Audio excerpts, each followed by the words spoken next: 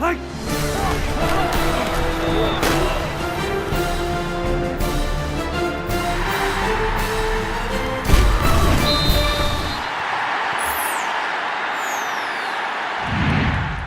Helsley and Gina Mizell here in Stillwater, where football camp is still progressing, still moving along towards that opener with Mississippi State.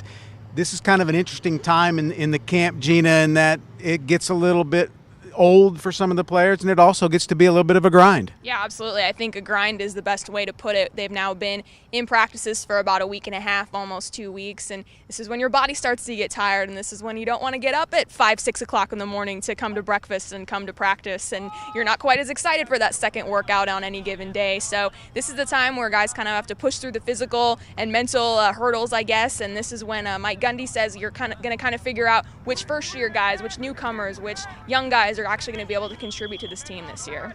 One of the things that they do to try and, get their interest again is to start showing film of the opponent. Mississippi State, they've started to do that. Yeah, absolutely, and that's kind of when it starts to get fun for players, when they can see the other guys are going to be hitting in a couple Saturdays from now, and to kind of start game planning and going through that side of things, and they're not just going against each other, they're starting to say, hey, there is a light at the end of the tunnel, hey, there is an opponent here coming in a couple weeks. So starting to implement that Mississippi State stuff certainly is a way to kind of regain the interest of the players, so to speak.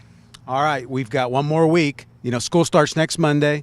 They're going to get a couple of days off at the end of this, but what are some things maybe that are still lingering out there as far as issues with this team? Well, a big breaking news, I guess, situation was starting kicker was named on Saturday after the scrimmage. Ben Grogan, the incoming freshman, is going to do that. Kip Smith is most likely going to do the kickoff duties. Mike Gundy revealed that today, but the punter is still yet to be decided, so that's something that'll have to be situated and figured out here in the next week or so. And then obviously some position changes that have taken place over the last few weeks. A guy like Dominic Ramaker, a highly regarded recruit, a 4-star guy, came in as an athlete. He played fullback during his redshirt season, now has switched to linebacker. Deon Amade, a senior, has switched from safety to linebacker. And a redshirt freshman, Eric Davis, has gone from defensive end to defensive tackle. So some kind of shifting of the positions around, and that'll try to get squared away here before we get underway.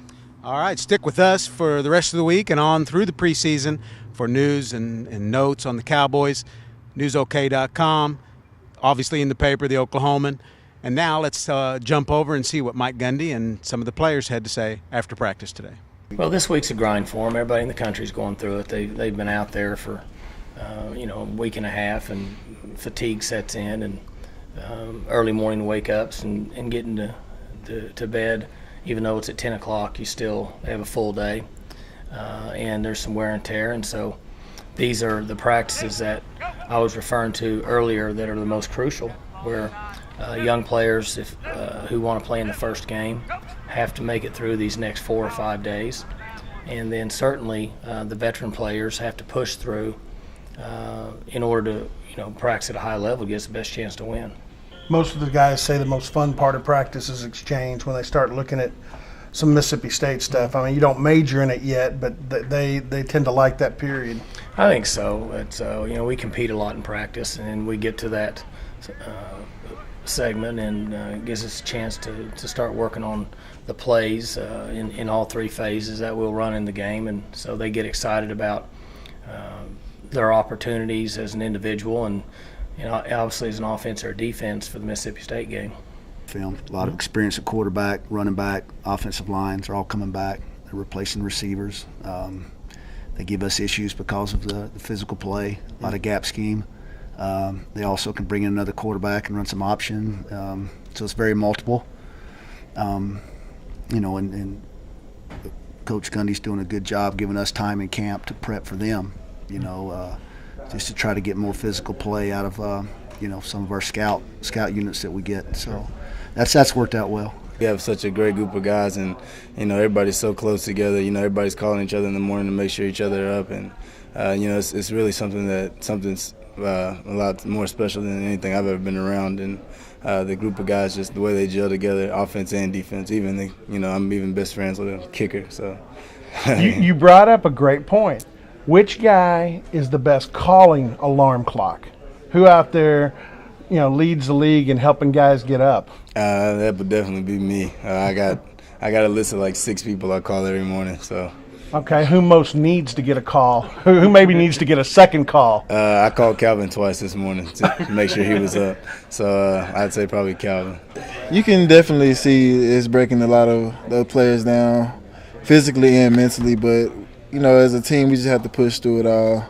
And everybody in the country is feeling the same way. That's how we got to look at it. So it's just it's a long process, but we making it. Well, the experience level of the guys in the group, is refreshing because you are, as a coach, you can do a lot of things. We've talked about, and a lot has been said about being more aggressive in the secondary, getting up and taking the air out of those routes. And our guys have really bought into that. And you have a certain level of advantage when you do that, and especially with the way the defensive line is rushing the quarterback, you just don't have, he just doesn't have a lot of room to put the ball in there. When we look at it from a standpoint of competing with our offense, helping make them better, we think as a program, we think it takes us to another level.